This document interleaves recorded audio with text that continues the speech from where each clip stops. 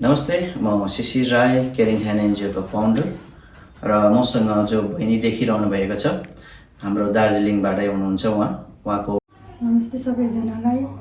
म चाहिँ agency through आएको थिएँ काम गर्नु भनेर। अनि 24 घन्टा काम गर्नु पर्थ्यो, 12,000 मात्रै सेलेरी थियो। अनि काम गर्दै थिएँ, काम गर्दा गर्दा मलाई टचर दिन थाल्यो अलिअलि गर्दै। त्यहाँबाट म बिमारी भएर म काम गर्नु नसकेर मैले एजेन्टलाई भन्दाखेरि एजेन्टले केही रिस्क पनि दिएन मलाई, काम गर केही पनि हुँदैन यस्तो उस्तो भन्न थाल्यो। अनि फेरि मैले मेरो फुपूलाई कन्ट्याक्ट गरेँ। फुपूले मलाई उहाँको नम्बर दिनुभयो। उहाँको नम्बर दिएर मैले उहाँसँग कन्ट्याक्ट गरेँ। उहाँ दार्जिलिङ सरले मलाई हेल्प गर्नुभयो, निकाल्नुभयो। उहाँलाई म धेरै धेरै धन्यवाद भन्न चाहन्छु।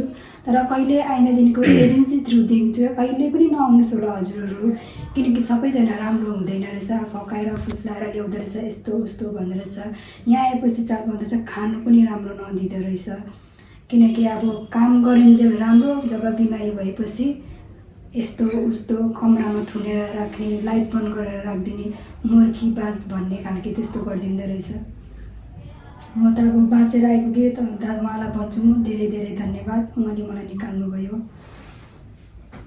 विशेष हाम्रो बहिनीको जुन मैले भिडियो पठाइमागेको थिएँ एउटा प्रुफको लागि, बहिनीको अवस्था कस्तो छ भनेर है। बहिनी डराइरहेको थियो, दादा यिनीहरूले मलाई ताला बन्द गरेर राखेको छ अँधेरो कोठामा, मालिकको दिन्छ कि मलाई भन्ने एउटा लेडिज मान्छे हो, अवश्य नै त्यो मनमा आउँछ, डर पैदा हुन्छ।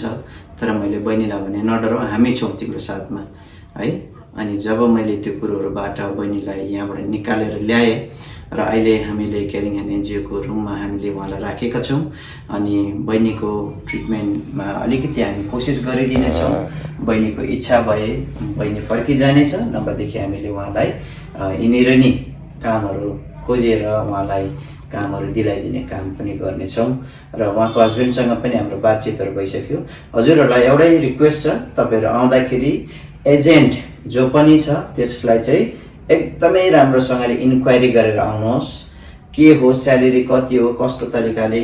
आज यो बहिनीलाई 24 घन्टा काम लगाएर 12,000 मात्रै स्यालेरी दिन्थ्यो अरे। अनि यो त एकदमै अन्याय भयो हाम्रो जातिको लागि।